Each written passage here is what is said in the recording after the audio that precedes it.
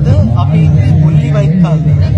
මේ භූමිය අපට බැලුවහම අපිට හිතෙන්නේ මේක පුණ්‍ය භූමියක් නැත්නම් පුදබිමක් කියලා. මොකද බැතිමත්තු වගේ මිනිස්සු ඇවිල්ලා පහනක් පත්තු කරලා තමන්ගේ ආදරණීයන් මතක් කරන තැනක් තමයි මේක. හැබැයි ඊට අවුරුදු 16කට කලින් මේ අපි දැන් පුදබිමක් කියලා කතා කර භූමිය වෙන්න පුළුවන් හැම පෞකාරකමක්ම සිද්ධ වෙලා තියෙනවා. එක්සත් ජාතීන්ගේ සංවිධානයේ ගණන් නිලව් වලට අනුව 70000කවත් පිරිසක් මේ භූමිය තුල ඝාතනය වෙලා තියෙනවා.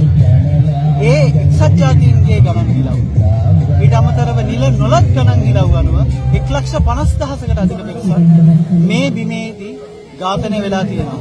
අපි මතක තියාගන්න ඕනේ මේ මරලා තියෙන්නේ මේ ඝාතනය කරලා තියෙන්නේ අහිංසක සිවිල් වැසියෝ තමයි. අතිශය බහුතරයක් මේ අතුරින් අහිංසක සිවිල් වැසියෝ.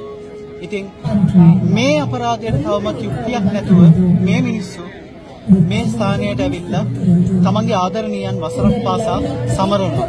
මේ රටේ ජනාධිපතිවරයා දවසක් මට කිව්ව මතකයි අපි උතුරට නෑගම් යන්න දවසක් දෙනවා කියලා ඔක්තෝබර් මාසේ දවසක. මම හිතන්නේ උතුරට නෑගම් යනවා නම් ලකුණට තියෙන හොඳම දවස තමයි මැයි 18.